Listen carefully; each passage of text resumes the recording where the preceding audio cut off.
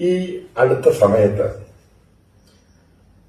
ഞാൻ കേരളത്തിലെ പ്രത്യേകിച്ച് ക്രൈസ്തവ ഭൂരിപക്ഷ മേഖലയിൽ വെറുതെ ഒരു സർവേയുമായിട്ട് ബന്ധപ്പെട്ട് ഒരു യാത്ര നടത്തി. അതിന് 2-3 കാരണങ്ങളുണ്ട്. ഒന്ന്, ഈ 6 മാസം കഴിയുമ്പോൾ കേരളത്തിലെ അസംബ്ലി ഇലക്ഷനാണ്. അത് കഴിഞ്ഞ് മനസ്സിലാക്കേണ്ടത് ഈ ക്രൈസ്തവരുടെ ഇടയിൽ ഒരു BJP സപ്പോർട്ട് ഇങ്ങനെ കയറി വരുന്നു. ഇതും കൂടെ മനസ്സിലാക്കണം. ഇപ്രാവശ്യം അവർ ആർക്കായിരിക്കും വോട്ട് ചെയ്യുന്നത്, അതിന്റെ കാരണങ്ങൾ എന്താണ്, പ്രത്യേകിച്ച് ക്രൈസ്തവരുടെ ഇടയിൽ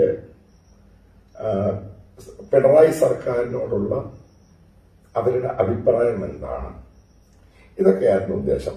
പ്രധാനമായിട്ട് ഞാൻ പോയത് കോട്ടയം, ഈ പറയുന്ന പത്തനംതിട്ട, ഇടുക്കി, പിന്നെ ഈ എറണാകുളത്തിന്റെ ഈ കാണുന്ന ഈ ആലുവ, മൂവാറ്റുപുഴ, തൊടുപുഴ, കോതമംഗലം, ആ ബെൽറ്റ്. എന്നെ ഏറ്റവും കൂടുതൽ അതിശയിപ്പിച്ച ഒരു പോയിന്റ്, ക്രൈസ്തവരുടെ ഇടയിൽ ഒരു സമയത്ത് BJP എന്ന് പറയുന്നതും കേൾക്കുന്നതും അവരുടെ കൊടി കാണുന്നതും അവരുടെ പ്രവർത്തകരെയും നേതാക്കളെയും വല്ലാത്ത വെറുപ്പോടുകൂടിയായിരുന്നു. അത് പൂർണ്ണമായിട്ടും മാറി. അവര് പറയുന്ന ചിലരുടെ പോയിന്റുകൾ വളരെ രസകരമായ പോയിന്റുകളാണ്. മോദി കഴിഞ്ഞ 6 വർഷം ഭരിക്കുന്നു, അല്ലെ 5 വർഷം ഭരിക്കുന്നു, ഞങ്ങൾക്ക് എന്താ പ്രശ്നം? ഞങ്ങളുടെ മക്കൾ ഇന്ത്യയുടെ പല ഭാഗത്തും ജോലി ചെയ്യുന്നുണ്ട്, അവിടൊക്കെ BJP ഭരിക്കുന്നത്, അവർക്ക് ആർക്കാ പ്രശ്നം? ഒരു പ്രശ്നവുമില്ല, അവരവരുടെ കാര്യങ്ങൾ നടന്നു പോകുന്നു. പക്ഷേ ഈ പറയുന്ന ക്രൈസ്തവരുടെ ഇടയിൽ അതിഭയങ്കരമായ മുസ്ലിം വിരോധം കയറി വരുന്നു. അതിഭയങ്കരമായിട്ട്. അത് ഈ കേരളത്തിൽ നടക്കുന്ന ഇഷ്യൂ ആണോ എന്ന് ചോദിച്ചു കഴിഞ്ഞാൽ അതും ഒരു ഘടകമാണ്. അതായത് ഈ പറയുന്ന കോൺഗ്രസ് പാർട്ടിയിലെ ഒരു മുസ്ലിം പ്രീണനം കൂടുന്നു. ഇവര് പറയുന്ന അടുത്ത പ്രാവശ്യം രമേശോ ഉമ്മൻചാണ്ടിയോ ഒന്നും ആയിരിക്കേയില്ല, മലബാറിൽ നിന്ന് ഒരു മുസ്ലിം ആയിരിക്കും കേരളത്തിന്റെ മുഖ്യമന്ത്രിയാകുന്നത്.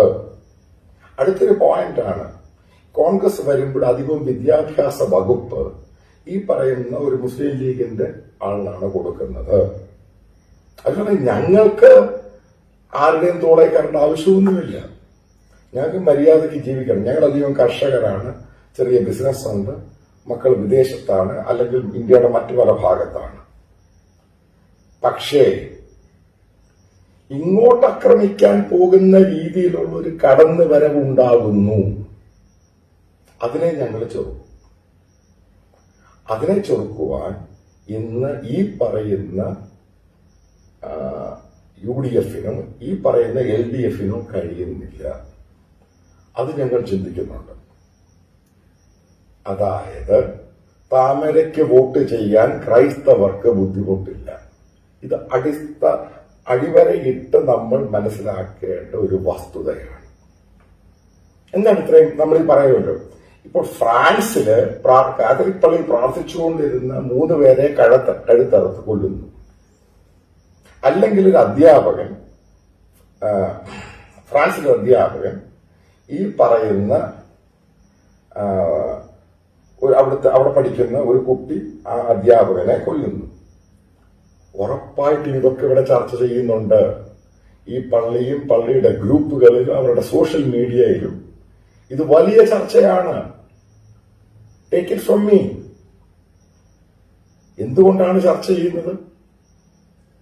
ഈ ഹാഗിയ സോഫി പള്ളിയുടെ കാര്യം വരെ ഇവിടെ ചർച്ച ചെയ്യുന്നു. ഇനി അടുത്തൊരു ചോദ്യം അവരിനോട് ചോദിച്ചൊരു സംഭവമാണ്. ഒരു റിട്ടയർഡ് അധ്യാപകൻ ജോസഫ് സാർ കുമളിയിലാണ്, പുള്ളി ചോദിച്ചൊരു ചോദ്യമാണ്. ഈ ഹാഗിയ സോഫിയ ആ പള്ളിയുടെ ഇഷ്യൂ നടക്കുന്ന ഈസ്റ്റാൻബുളിലാണ്. ആ പള്ളിയുടെ ഇഷ്യൂവിന് അതിനനുകൂലമായിട്ട് അത് മുസ്ലിം പള്ളിയായി കഴിഞ്ഞപ്പോൾ ചന്ദ്രികയിൽ മുസ്ലിം ലീഗിന്റെ ഒരു നേതാവ് അതിന് അനുകൂലമായിട്ടൊരു ലേഖനം എഴുതേണ്ട ആവശ്യമുണ്ടായിരുന്നു. അങ്ങനെ ലേഖനം എഴുതുമ്പോൾ അത് ഞാനും ചിന്തിക്കും, അത് ഞങ്ങളും ചിന്തിക്കും. ഇതായിരുന്നു പുള്ളിയുടെ ഉത്തരം. പുള്ളി ഒരു അടിയുറച്ച കോൺഗ്രസ്സുകാരനാണ്. ഇതൊക്കെ പോട്ടെ. അത് കഴിഞ്ഞിട്ട് കുമളി സഹകരണ സംഘം, അതിന്റെ പ്രസിഡന്റ് എന്ന് പറയുന്നത് കുമളി ലോക്കൽ കമ്മിറ്റി സെക്രട്ടറിയാണ്. അതിന്റെ ഡയറക്ടർ ബോർഡ് അംഗം ഒരു പാർട്ടി മെമ്പറാണ്. അത് CPM-ന്റെ പാർട്ടി മെമ്പർ, ഒരു ക്രൈസ്തവ സ്ത്രീയാണ്. അപ്പൊ അവരുമായിട്ട് ഞാൻ സംസാരിച്ചു.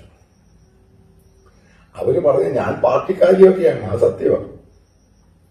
പക്ഷേ ചില കാര്യങ്ങളിൽ ആർക്ക് വോട്ട് ചെയ്യണമെന്ന് പറയുന്നത് പിതാവും പള്ളിയിൽ അച്ഛനും ഒക്കെ പറയും. കാര്യം സിമ്പിൾ. ഇതാണ് അവരുടെ ക്രൈസ്തവ മേഖലയിൽ ഈ പള്ളിയുമായിട്ടും പള്ളി വികാരിയുമായിട്ടും അവരുടെ ബിഷപ്പുമായിട്ടുള്ള ബന്ധം. ഈ ബന്ധത്തെ നിങ്ങൾ അങ്ങനെ നിസ്സാരവൽക്കരിച്ച് കാണരുത്.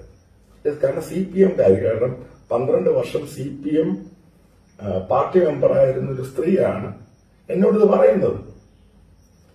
അവർ പറയുമ്പോൾ അവരുടെ മകനുമുണ്ട്. ആ പയ്യൻ അവരുടെ ഹോട്ടലിൽ വർക്ക് ചെയ്യുന്നതാണ്, ഒരു 4-സ്റ്റാർ ഹോട്ടലിൽ. ആ പയ്യന് വളരെ വ്യക്തമായിട്ട് പറഞ്ഞു, ഈ പള്ളിയെ വിട്ടുള്ള കളിയൊന്നും നമുക്കില്ല. ആ പള്ളികളിൽ നടക്കുന്ന ചർച്ച ഇതാണ്. കാരണം അവരുടെ ഇൻട്രസ്റ്റ്, അതായത് ക്രൈസ്തവരുടെ ഇൻട്രസ്റ്റ് ഈ പറയുന്ന UDF-നും LDF-നും സാറ്റിസ്ഫൈ ചെയ്യാൻ പറ്റുന്നില്ല. പിന്നെ അടുത്തൊരു പ്രശ്നം, നമ്മൾ സുരക്ഷിതരാണോ? ഇതൊരു ഇമ്പോർട്ടന്റ് പോയിന്റ് ആണ്. അത് ഞാൻ പറയാൻ പോകുന്നത്, ഈ കഴിഞ്ഞ പ്രാവശ്യം പാർലമെന്റ് ഇലക്ഷനില് ഞാൻ വെറുതെ ഇതിന്റെ വോട്ടിംഗ് ശതമാനം എടുത്തു നോക്കി, എവിടൊക്കെയാണ് BJP അടുത്ത് വന്നേക്കുന്നത്, എത്ര അസംബ്ലി കോൺസ്റ്റിറ്റ്യുവൻസിയിലാണ്. ഈ പറയുന്ന BJP-യുടെ കൺസോളിഡേറ്റഡ് വോട്ടുകളുണ്ടല്ലോ, അതിന്റെ കൂടെ ഈ ക്രൈസ്തവരുടെ 7-8% വോട്ട് കിട്ടിയാലുള്ള സ്ഥിതി നിങ്ങൾ ആലോചിച്ച് നോക്കുക. എവിടെ ചെന്ന് നിൽക്കും? ചിലപ്പോൾ ഇത് നിങ്ങൾ ചിന്തിക്കുന്നതിനപ്പുറമായിരിക്കും. അതുകൊണ്ട് ഈ പറയുന്ന ഇടതുപക്ഷം, ഈ പറയുന്ന UDF-ഉം തെറ്റിദ്ധരിക്കരുത്.